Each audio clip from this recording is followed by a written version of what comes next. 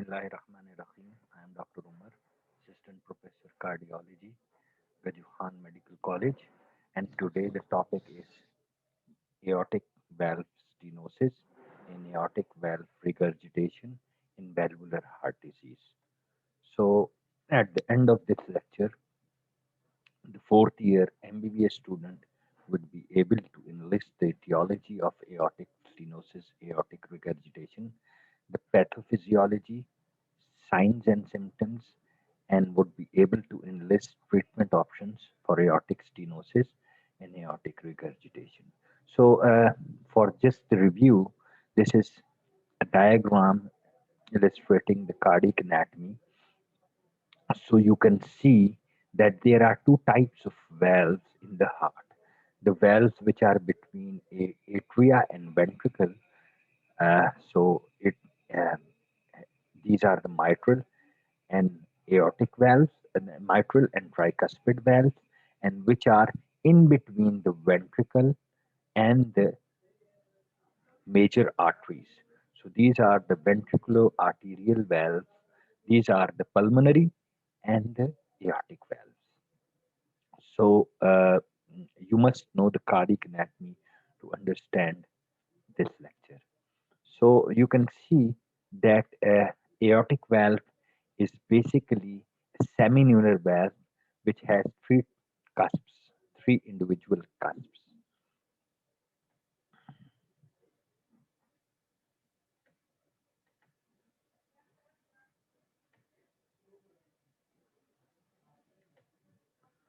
So the aortic valve, two type of lesions can exist in aortic valve: aortic valve stenosis and aortic valve regurgitation. Regurgitation can be acute or chronic. So, based on the time period, uh, the symptoms can vary. Mostly, when we discuss aortic regurgitation, it is the chronic aortic regurgitations which we are, because in acute the signs and symptoms are so severe, so it's medical emergency.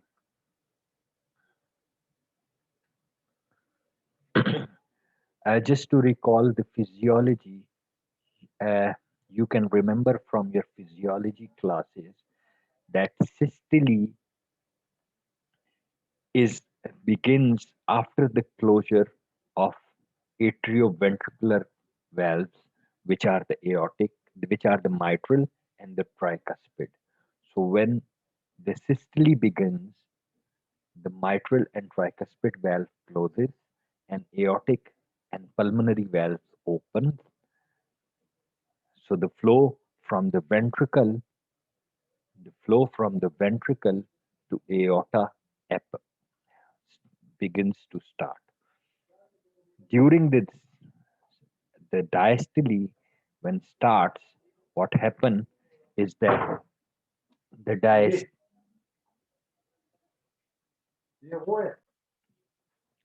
so what happens is that during diastole, the ventriculoarterial valve closes, not allowing the backflow of blood from aorta into the ventricle.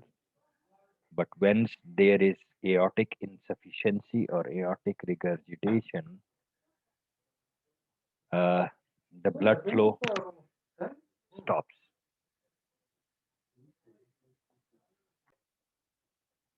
And during diastole, uh, the backflow of the blood from aortic valve to ventricle is halted by the closure of the aortic valve. So when there is aortic insufficiency, some of the blood trickles back into the ventricle from aorta.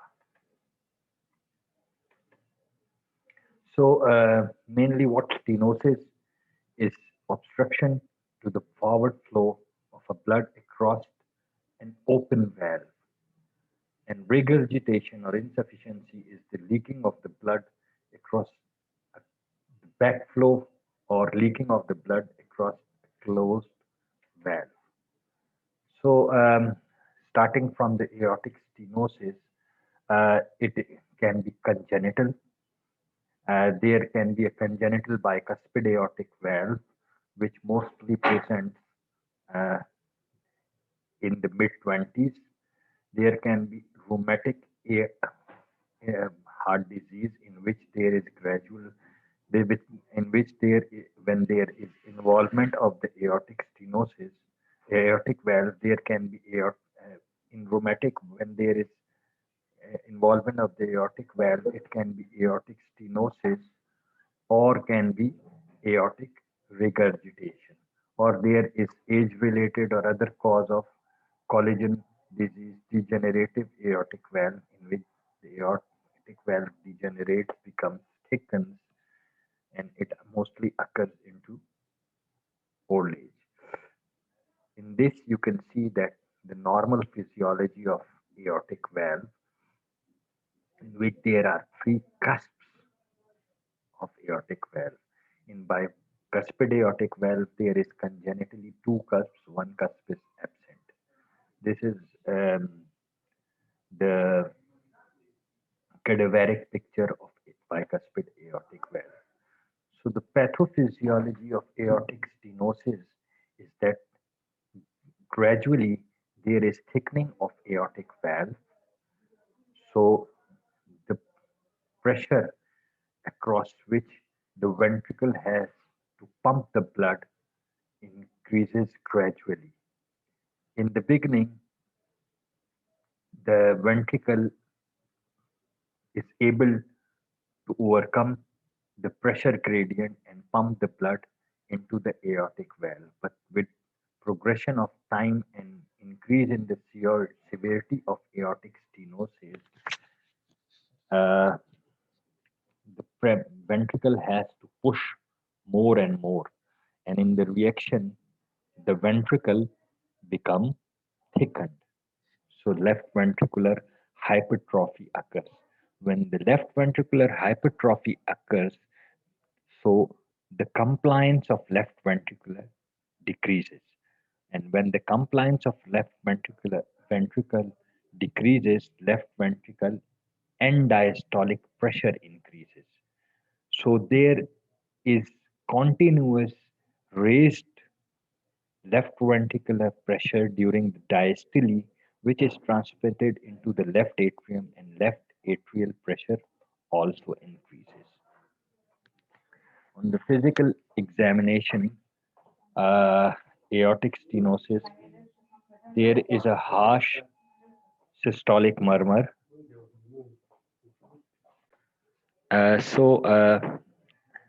Physical examination of aortic stenosis shows that on inspection there is no uh, positive physical findings. Uh, when you feel the pulse, there is slow rising pulse, and when the left ventricular hypertrophy occurs, you can feel an apical beat, which is a bit displaced because of the hypertrophy, and there is increased apical impulse. You can feel the apical impulse is prominent. Auscultation shows systolic ejection systolic murmur with delayed peaking, and S4 gallop. So as you can see that aortic stenosis, this is the rise in the pulse. So in aortic stenosis, the pulse rises slowly. The symptoms are as there is increased left ventricular stress wall, increased stress over the wall, and leading to the left ventricular hypertrophy. So initially, patient can complain of angina, chest pain, as the oxygen demand of the left ventricle increases. Angina is followed by syncope and then at the end there can be because of the uh, increased compliance in decreased compliance of the left ventricle and dilatation, congestive heart failure occurs. So angina occurs because there is the imbalance between supply and demand, just as I explained, because of the left ventricular and diastolic pressure which increases. As you know that coronary perfusion occurs during the diastole. So when the diastolic and diastolic pressure increases, there is decreased perfusion pressure. Syncope occurs as because of the progressive aortic valve stenosis. The left ventricle is unable to pump the blood across the stenosed valve, so the cardiac output decreases. And congestive heart failure at the end results because when the left ventricular and diastolic pressure increases, this transmits into the increased left atrial pressure, which results in pulmonary edema. This is the natural history which can show that when uh, if you leave the aortic stenosis untreated and after the shortness of breath the patient starts having symptoms of angina, the mean survival is 5 years. When the syncope occurs, it's a more grave condition in which the mean survival is 3 years. And when the congestive heart failure because of the aortic stenosis occurs, the mean survival is 2 years. Now the investigations. So the diagnosis in ECG, you can note that there is left ventricular hypertrophy and left atrial enlargement. Echo is the gold standard diagnostic tool for aortic stenosis, and you can see the visible gradient with color Doppler. Sometimes cardiac cath can be done when in doubt because of the echo, and if if a patient needs surgery, you can do cardiac cath in a patient with aortic stenosis just to look for the coronaries. And if there is any coronary stenosis, you can recommend the patient for coronary artery bypass graft along with aortic valve replacement. So, the treatment of aortic stenosis, there are two modalities. Medical therapy, these are just to treat the symptoms, and the symptoms would be uh, relieved or relieved up to some extent, but but the problem would remain there. The definite treatment is aortic valve replacement. Aortic valve can be bioprosthetic or a mechanical aortic valve. For mechanical aortic valve, you need to give anticoagulants to keep the INR high.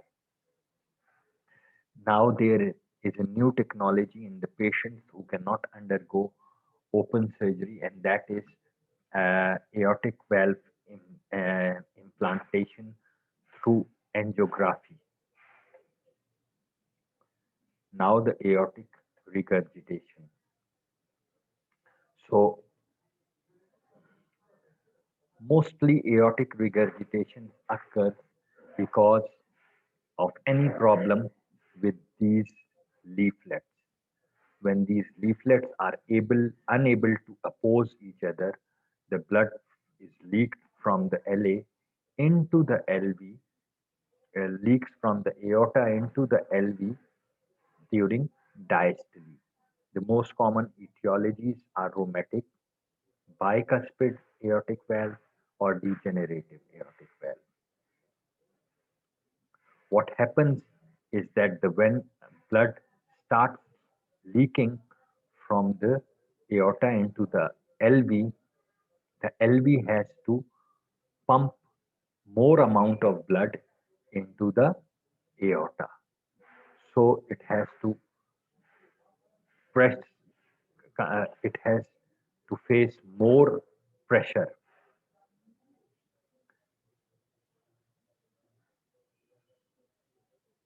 Okay.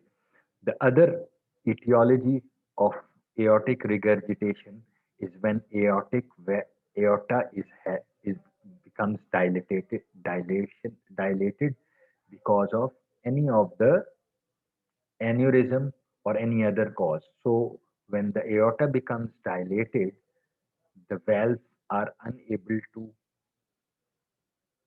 the cusps of the valve are unable to oppose. So the pathophysiology of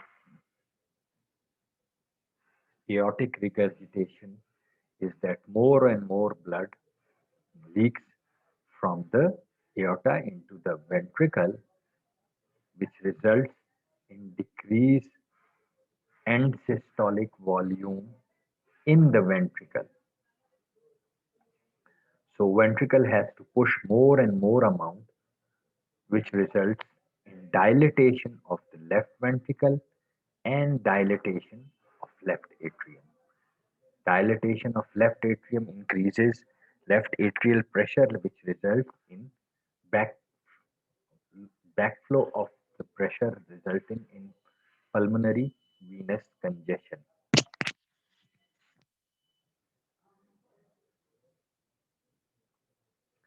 So when more and more blood is being pushed from left ventricle into the aorta, as the blood leaks from the aorta back into the ventricle, so left ventricle has to push more and more blood, so the stroke volume increases. As the stroke volume increases, there is a wide plus pulse pressure. You can see that that during systole, the systolic blood pressure is high and the diastolic blood pressure is low. What happens is that the syst- when the left ventricle contracts and push more blood into the aorta, the systolic blood pressure raises. But during diastole, most of the blood is leaked into the ventricle bag. So the left ventricle, so the aortic diastolic pressure is dropped as most of the blood escapes back into the LV. So the diastolic blood pressure is dropped.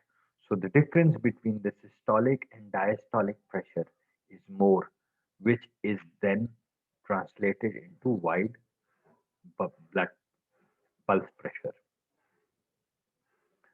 Also, there is imbalance between the myocardial oxygen supply and demand, as because there is increased diastolic blood pressure, increased uh, diast- uh, there is increased left ventricular size, increased demand, and decreased supply, because the diastolic blood pressure is decreased. So when the diastolic blood pressure decreases, the pressure gradient be, between the aorta and the coronary vessels decreases. So less blood is perfused into the coronary circulation. So the two pathophysiologies are widened plus pulse pressure and imbalance between myocardial oxygen supply and myocardial oxygen demand. So symptoms are of pulmonary edema. Patient complains of dyspnea on exertion and fatigue and diminished exercise tolerance due to inadequate cardiac output. Uh, Physical examination shows displaced apic speed, hyperdynamic apical impulse. The pulses are bounding because of the widened plus pulse pressure. There is a left is a diastolic decrescendo blowing murmur and S3 or S4 gallop because of the heart failure.